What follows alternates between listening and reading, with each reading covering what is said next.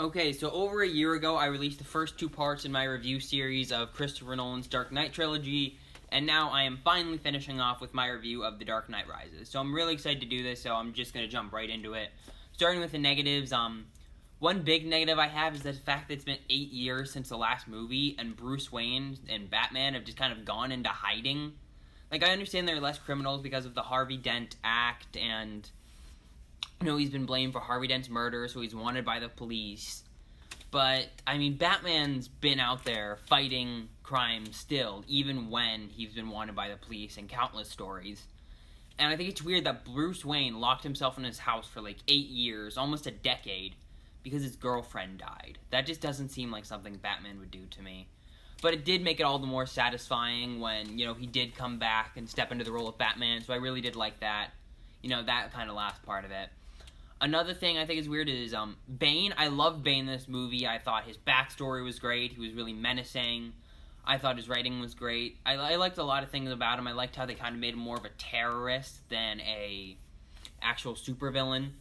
I just didn't like his voice. He sounded a lot like an evil version of Wheezy the toy penguin from Toy Story 2. And that's the best way I can describe it. But other than that, I really did like Bane. Finally, the thing I didn't like is the fact that the only Batman action scenes we really get are 2 in, the first hour, and then the final act, and then for the whole middle chunk of the movie, which is, an hour, nearly an hour and a half, we'd have no Batman action scenes, just Bruce Wayne trapped in a pit all locked up after he got beat up by Bane. And I do like the idea that, Bruce Wayne's been injured by Bane, he's been sent far away from Gotham, and he slowly has to heal and overcome this big challenge as he makes his way back to the city. But I feel like they could have done it better than him being locked in a pit. And it could have been kind of more like him kind of going on an odyssey, kind of going on this big journey, having to make his way back to Gotham. But he still, has this one big trial he has to pass, kind of like climbing the wall, but different. So I did like some parts of that plot point, others I didn't. But, yeah, those are my only negatives of this movie. There's not too much. So, on to the positives. There are some pretty great things about this movie. First off, I love the portrayal of Gotham as a war zone where police are seen as criminals, there are refugees all over the city, they're kind of, Bane's goons are kind of driving around the city in tanks. It reminds me a lot of the video game Arkham Knight, which is one of my favorite games of all time. So I really kind of like that, seeing this new Gotham as it's trapped from the rest of the world for 5 years, under this control of the criminals, and it's basically almost completely lawless, with the exception of the fact that sometimes the criminals will sentence you to death, and you can't leave the city, or everyone gets blown up by a bomb. Also, along with that, I think the inclusion of the bomb added a lot of tension to the movie, so I really did like that inclusion. I thought the action in this movie was great, whether it's, any fight between Bruce Wayne or Bane, where it's really well choreographed, you can really feel the punches. Or the big fight between all the cops and all the criminals near the end of the movie. All the action in this film is great. The visual effects are, just as good as you expect them to be in a big-budget Batman movie. But it doesn't seem too flashy. It seems very practical, and I like that. Of course, Hans Zimmer's music is great.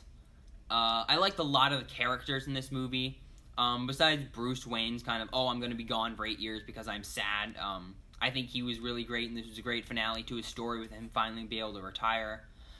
I think Anne Hathaway did a great job as Catwoman, and she seemed just as, kind of confident and yet kind of kind of master and trickery as you'd expect Catwoman to be. So I really think Anne Hathaway did a great job with this. Of course, I said Tom Hardy, other than the voice, did a great job. I like the inclusion of kind of Talia al Ghul and how it was revealed that she was the main villain, that Bane was kind of more of a glorified bodyguard, and how it tied back to Liam Neeson's character, Ra's al Ghul, from the first movie. I thought that was really neat. And overall, it's just kind of, I really like the plot of Gotham's been taken over, Batman has to make his way back to the city and take it over, even if I don't love everything about it. But it's a really fun Batman movie. I like a lot of things about it. One thing that I liked more than I thought it was Joseph Gordon-Levitt's character, John Blake, kind of as this young police detective with faith in Batman who kind of relates to Bruce Wayne, and at the end is kind of teased to be a possible future Robin. So I really did like that. But overall, I thought this was a fun Batman movie. I have a few complaints, but it's nothing too much.